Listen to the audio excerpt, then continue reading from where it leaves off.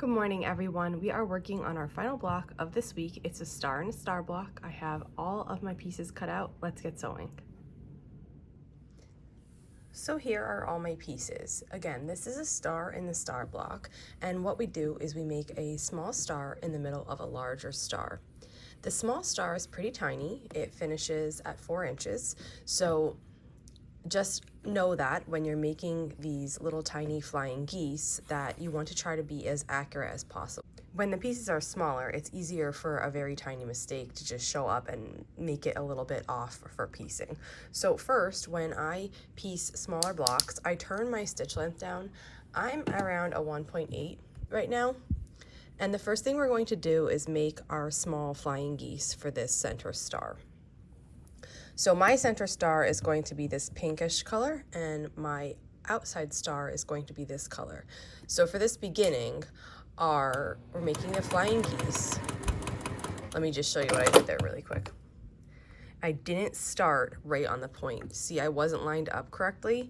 And this is the thing that I mean, that a small, like that wouldn't matter on a bigger block, but on a smaller block, that might make it more difficult to piece this star at the end. So I'm just going to rip this out and start over. So I'm making sure my pieces are lined up correctly now. And I'm gonna really make sure that I get onto the point. There we go. And now that looks better to me. So we need 4 of these little flying geese. We're using the stitch and flip method, which is, I think, the method we're going to use for every single block in this quilt when we're doing flying geese. And we're just sewing along this diagonal from this point to this point to make one side of our flying geese unit.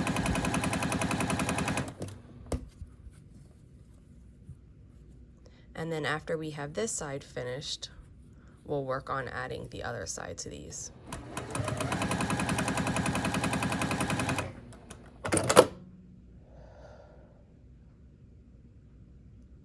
Flying geese are pretty tricky, I think, for beginners. And even more experienced sewers sometimes have problems with flying geese. Getting everything to line up just right so that you have a 1/4 inch seam allowance below your point is a tricky thing. So the only way to get better at these is to practice. Now that I have this one side made, let me just show you. So we have one of our sides made, we need to add the other side. And if you're struggling with flying geese warping, I would recommend not pressing these when you make them. I would just finger press this open and then hold that down while you put the other side on, and then sew. I just find that you can really, if you're not careful, you can really warp this. And even if you are careful, I find that sometimes it's hard to not warp that. So I would recommend in the beginning, till you're like very, very practiced at making these. And even now I don't press, but that's just my preference. But I would give it a really good try without pressing them until you get used to, you know, how this unit is put together and assembled, and you're just gonna find better results, I believe, with finger pressing. And then after you have your geese made, let me see, just snip them apart. And then I choose to use scissors here. You could use a ruler and a rotary cutter if you want, but this part doesn't need to be an exact 1/4 inch, like just something close is fine, because this is not part, it's underneath, and it's not part that's going to get connected to anything else, so it doesn't matter if it's exactly 1/4 inch. And then when you press this, when you finger press this open, the goal is to have a 1/4 inch between this point and the bottom, so that when you sew with your 1/4 inch seam allowance, you are not cutting that point off, like, and you can see this beautiful point in your block. So that's the goal. It doesn't always happen with these. They are a difficult little unit, but they're worth the practice because they're pretty satisfying to make. And when you get them sewn into your quilt and that point is there, it just feels wonderful. So now we have all 4 of these geese made. And what we're going to do is assemble the center star. So for the center star, we're using the same color background here, and we're going to make the star. So we line up one flying geese unit with a background square here, which is going to be the corner, and sew this with 1/4 inch seam allowance. And then the next step is to take another flying geese unit and line that up with the center block. And sew this with 1/4 inch. And then we'll use another square and another unit this way. This is the bottom of the star.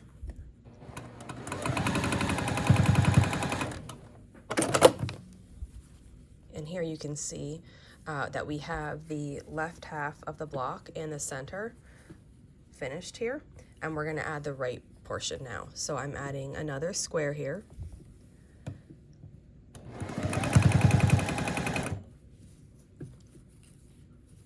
And sometimes, you know, it's easy to slip when you're putting these things together. Like I just slipped, if you could see right here, there's a little bit of pink sticking out and my blue shifted. I could take that apart, but I won't.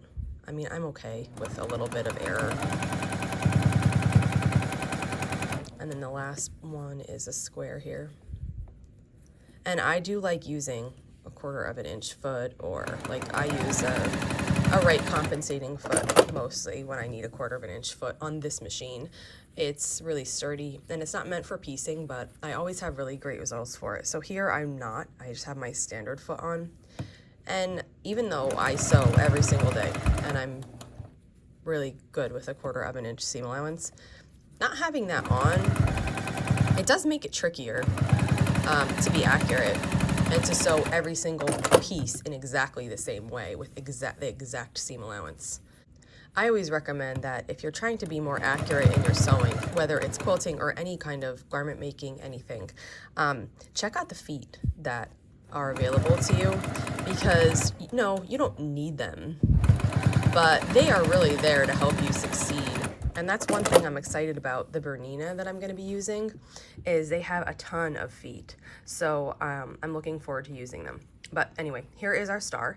It is looking great. So this is going to be the center of our block. So if we were making a regular just one star, this block would just be a square of fabric. But here we're going to put this in the middle. So now it's time to make the rest of it.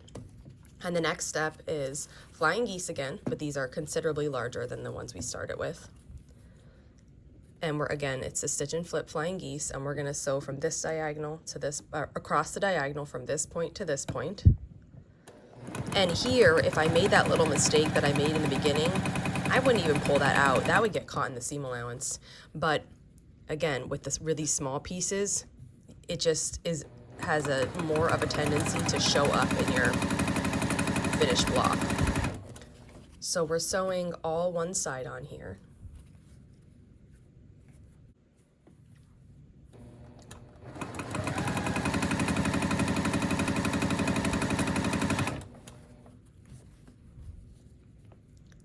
And if you didn't know, if you don't follow me on Instagram, you might not have known, but I am a Bernina ambassador, and it is just beginning. My ambassadorship is just beginning. I am still waiting for the machine to arrive, and I'll be working with that machine for about 18 months, potentially longer. And I'm really looking forward to using it. I went to the Bernina US headquarters maybe 2 weeks ago with the rest of the ambassadors in this group, and we just had the best time. It was so nice to get to know all the people, and we met all the people who work in Bernina, and it was nice to get to know the other ambassadors who are all from all different backgrounds. There's garment sewists, there's a costume maker, there's, just wonderful quilters and everything. So that was so lovely. And then we got to try the Bernina machines, which was just outstanding. And it was a limit. We watched a lot of demos and we learned a lot about them. We had some hands-on time, but it was a limited hands-on time experience just because we had so much else to do on our agenda. But wow, was I blown away. by the machines. So I cannot wait to get mine and get started and share that with all of you. Okay, so if you didn't notice, I have been starting on my other side now, and I have one left, and we're just doing what we did on the other side, but with the other square. So now we're sewing from this point to this point, and this is making the finishing up our flying piece unit. This block is a pretty quick one, and I love star blocks, so I'm always excited to make this block. And then we're just gonna trim off. And again, this is a spot here, just like on the small ones, where this seam allowance doesn't need to be a perfect 1/4 of an inch. So you could trim with scissors, or you could go ahead to your cutting mat and trim with a ruler and a rotary cutter. I just find this a lot quicker when I'm only making a few. Okay, and now we're all ready to assemble. I'm gonna change my foot really quick, and if you don't know, on the Juki you have to use this screwdriver every time. It's not like a click of a button foot change. So I just put it on, tighten this up, and that's ready. So now I have that guide built in that's allowing me to, you know, make sure my seam allowance is constant, and that's really nice. It's really helpful. Just like one less thing you have to pay attention to. So now I'll start sewing this block together. And when we take this, normally we'd put our middle square here, but for our square we're using this star. So I'm gonna go ahead and sew this star on to this.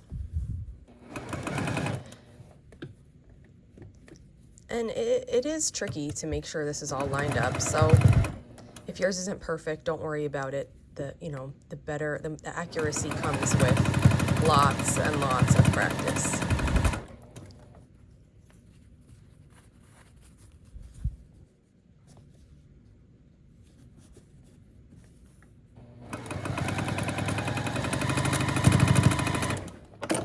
And now we have 1/3 of the block done. So we have the left side and the middle assembled, and we're gonna add the right side now. So I have one more square here.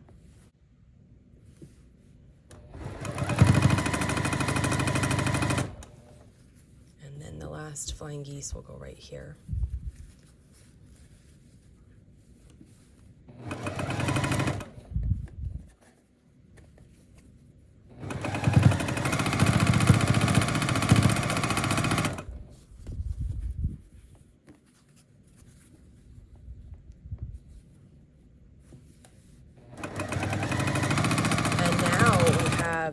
The block assembled loosely, just with these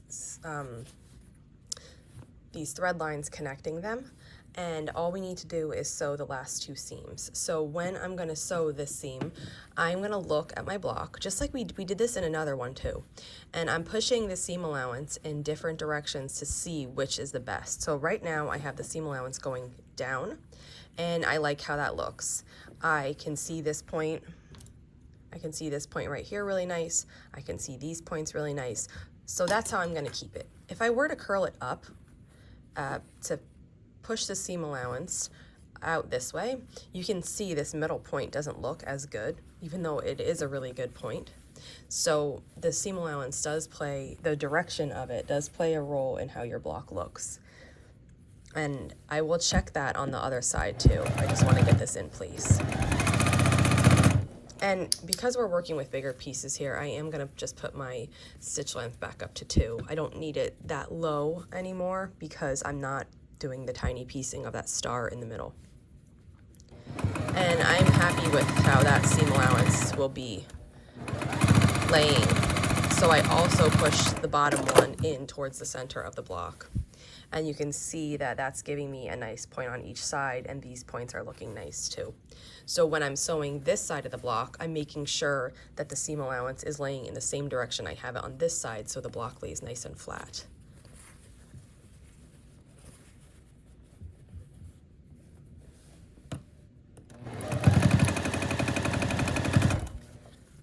And then do the same thing on the bottom. And also you should make sure this star, which I can tell by the way, you want to make sure, there we go, that way, the star is laying nice and flat too. and that those seams are both laying the way that they should be.